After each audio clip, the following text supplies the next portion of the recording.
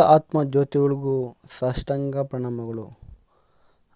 ಇವತ್ತಿನ ಚಿಂತನೆ, ಮನುಷ್ಯನ ಜೀವನಕ್ಕೆ ಸಂಬಂಧಪಟ್ಟ ಸಮಸ್ಯೆಗಳಿಗೆ ಕಾರಣ ಯಾವುದು ಮತ್ತು ಆ ಕಾರಣವನ್ನು ನಾವು ಅರ್ಥ ಮಾಡಿಕೊಳ್ಳೋದಾದರೆ ಹೇಗೆ ಮತ್ತು ಆ ಕಾರಣದಿಂದ ಬಿಡುಗಡೆ ಹೇಗೆ ಸಾಧ್ಯ ಎಂಬ ಪ್ರಶ್ನೆಗೆ ವಿಚಾರ ಮಾಡೋಣ.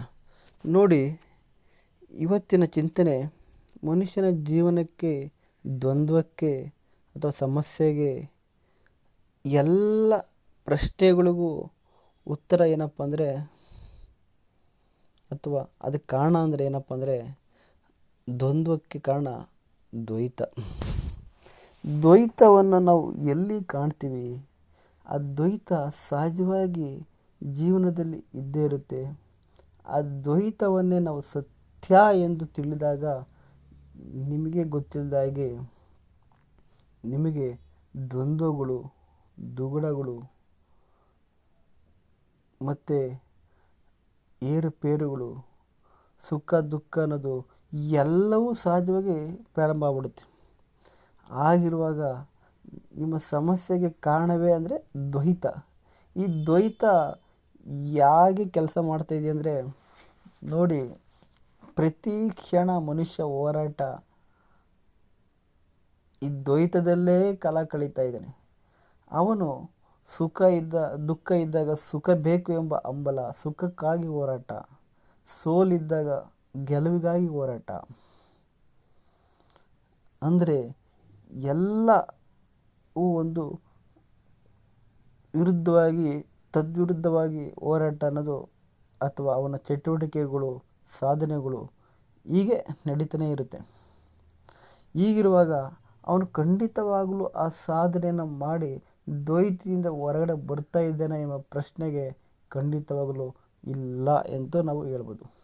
ಯಾಕೆಂದರೆ ನೀವು ದ್ವೈತ ಅನ್ನೋದು ಎಲ್ಲಿದೆಯಪ್ಪ ಅಂದರೆ, ಸಹಜವಾಗಿ ನಿಮ್ಮ ದೃಷ್ಟಿಕೋನದಲ್ಲೇ ಇದೆ. ನೀವು ಯಾವ ದೃಷ್ಟಿಯಲ್ಲಿ ನೋಡ್ತಾ ಇದ್ದೀರಾ?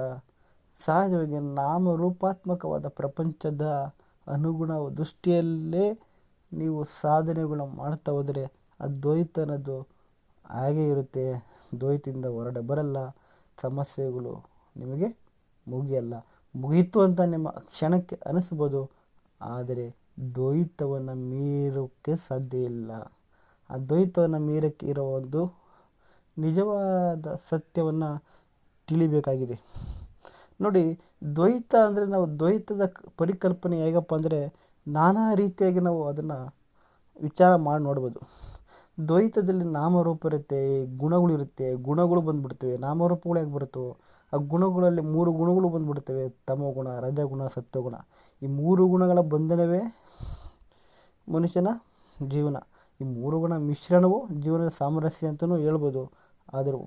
ಆದರೂ ಮನುಷ್ಯನ ಜೀವನದ ಒಂದು ಪರಮ ಶಾಂತಿ ಅಥವಾ ಸತ್ಯ, ಅವನ ಅರಿವಿಗೆ ಅನುಭವ ಮೂಡಬೇಕಂದ್ರೆ ತ್ರಿಗುಣಾತೀತದ ಅನುಭವ ನಮಗೆ ಮುಖ್ಯ, ಅಥವಾ ಗುಣಾತೀತದ ಅನುಭವ, ಅಥವಾ ನಿರಾಕಾರ ಸ್ವರೂಪ.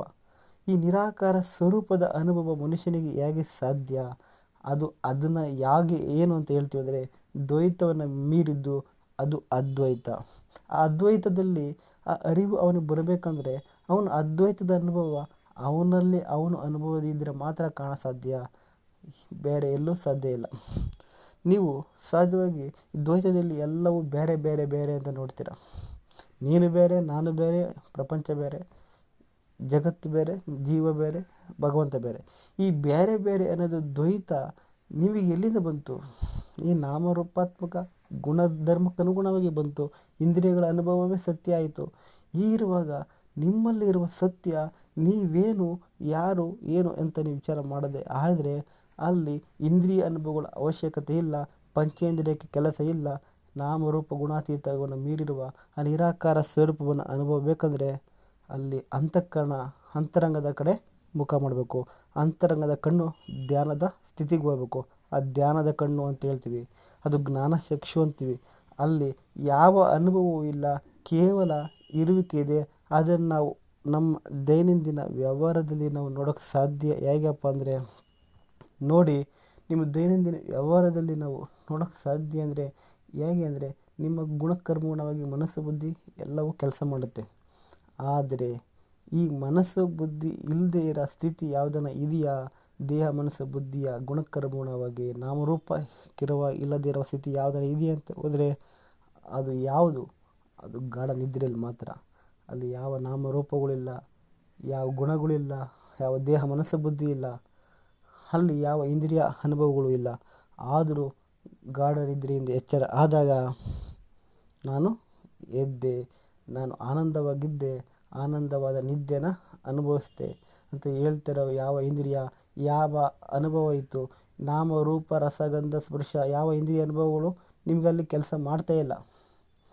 ಮನಸ್ಸು ಸಹ ಸೂಕ್ಷ್ಮವಾಗಿ ಕನಸಿನಲ್ಲಿ ನೀವು ಪ್ರಪಂಚ ತೋರಿಸ್ಬೋದು, ಆದರೂ ಮನಸ್ಸು ಅದು ಕನಸನ್ನು ಮೀರಿರುವ ಗಾಢ ನಿದ್ರೆ ಸ್ಥಿತಿಯಲ್ಲಿ ಯಾವ ಅನುಭವ, ಯಾವ ಇಂದ್ರಿಯಗಳು ಕೆಲಸ ಮಾಡ್ತಾಯಿದೆ.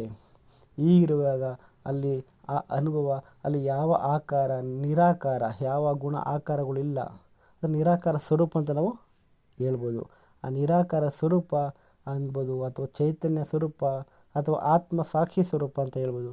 ಈಗೆಲ್ಲ ನಾವು ನಾನಾ ರೀತಿಯಿಂದ ಹೆಸರುಗಳು ಕರೆದ್ರೂ ಸಹ ಆ ಈ ಹೆಸರುಗಳು ಕೇವಲ ಇಂದ್ರಿಯ ಮಟ್ಟಕ್ಕೆ ಅನುಗುಣವಾಗಿದೆ ಹೊರತು, ಆದರೆ ಅದು ಸತ್ಯವನ್ನು ನಾವು ನೋಡಬೇಕಾದ್ರೆ ಆ ಸತ್ಯದ ಅನುಭವವನ್ನು ಮಾತ್ರ ನಾವು ಅನುಭವಿಸಬಹುದು.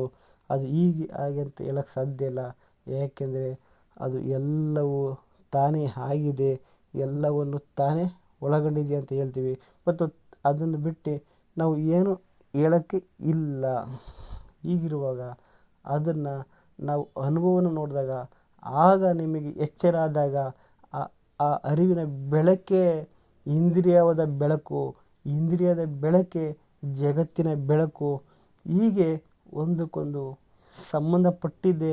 ಆದರೆ ಮೂಲವಾದ ಸ್ವರೂಪ, ಆ ಪರಬ್ರಹ್ಮ ಸ್ವರೂಪ ಅದು ಎಲ್ಲಿದೆ? ನಾನು ಎಂಬ ಪರಿಕಲ್ಪನೆ ಏನು ಇಟ್ಕೊಂಡಿದ್ದೀವೋ ಅದು ಕೇವಲ ದೇಹಕ್ಕೆ ಸಂಬಂಧಪಟ್ಟಿದ್ದಲ್ಲ. ಅದು ನಾನು ಅನ್ನೋದು ಅದು ಪರಬ್ರಹ್ಮ ಸ್ವರೂಪಕ್ಕೆ ಸಂಬಂಧಪಟ್ಟಿದ್ದು.